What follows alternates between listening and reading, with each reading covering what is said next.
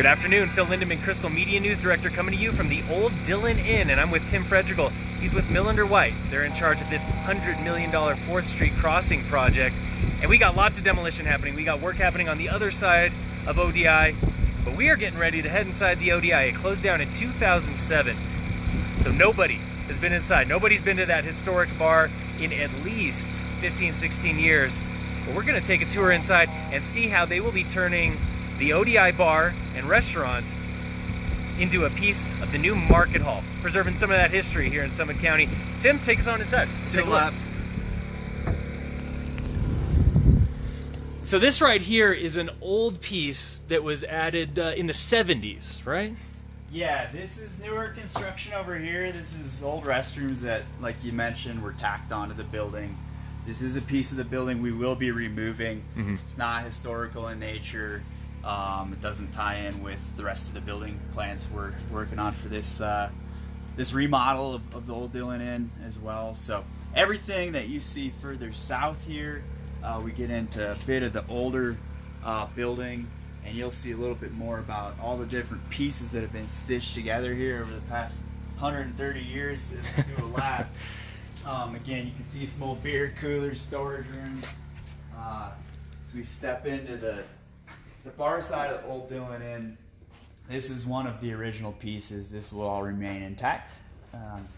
You can see over to our right side over here, you know, they may look like trophy cases, but those are actually old windows from what used to be an exterior wall of this building. Okay. So, you can see that the building is actually two different buildings stitched together for the largest portion of the building that we're in right here. So you've got one wall here and another wall on the other side, and you can see it.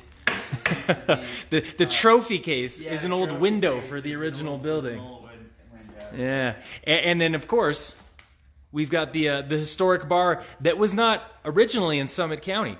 This came from Fairplay in the 30s. Sounds like it came from over the hill, but yeah, 1930s, so it's still got a 90-year-old bar that's got a ton of character to it.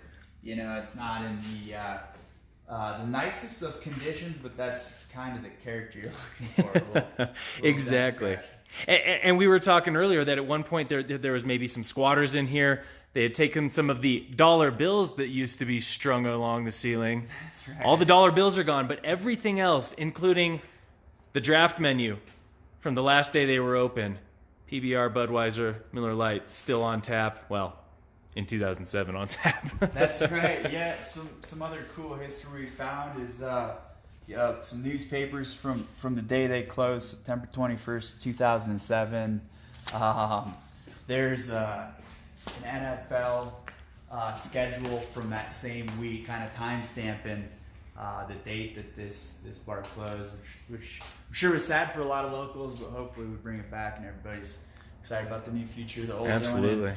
Absolutely. And then the final piece that we'll also be staying on is the old restaurant. That's right. So as I mentioned, there's two different buildings here, and the first side being the bar, second side being a little bit older restaurant. You know, lower ceilings, old wood, just again a ton of character. And this will operate a little bit independently of the bar side. It'll be a restaurant, and over this side over here, we're pretty excited about this. It'll open up into the market hall, so you'll have outdoor dining at this restaurant that is within our market hall. A pretty cool concept. Now, this was the sort of thing that, as you guys were putting together this entire project, you were telling me earlier, history is something that you wanted to preserve. One option was to tear this down and get rid of it because it's not technically a historic site. It did not need to be preserved, but preservation was something you guys wanted to do. It's important. Yeah. I mean, it would be an absolute shame to lose this piece of history. So regardless of whether it was required or not, we thought it was the right thing to do. Just morally. On top of that, it's a pretty cool building. So there's value in character, and we thought this thing would be a cool anchor for the market hall. Absolutely. And I think a lot of locals, they could not agree more. So again, if you have not been inside the ODI since the day it shut down in 2007, here we are inside the restaurant space. And they left everything in here, right down to the sombreros, the mini sombreros, and the quilts on the wall. Yep, margarita mix is still on the wall. The margarita mix recipe, the menus are still on a couple tables. It's remarkable how preserved it is. Pretty incredible. Well, hopefully you enjoyed our tour here of the ODI.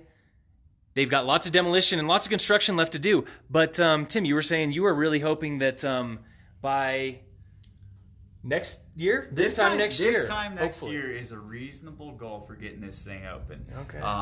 You're going to see this thing getting framed up through the winter, and then you'll see tenant improvements beginning sort of late spring next year. And from there, it's just as quick as we can get those tenant spaces built out, we'll get this thing opened up so everybody can come enjoy a beverage here at the Old Dillon Inn. You heard it right here. Hopefully, fingers crossed, by this time next year, you'll be having a beer at the ODI all over again. Phil Lindeman coming to you with Tim Fredrigal with Millender White here at the 4th Street Crossing Project from inside the ODI on Crystal 93.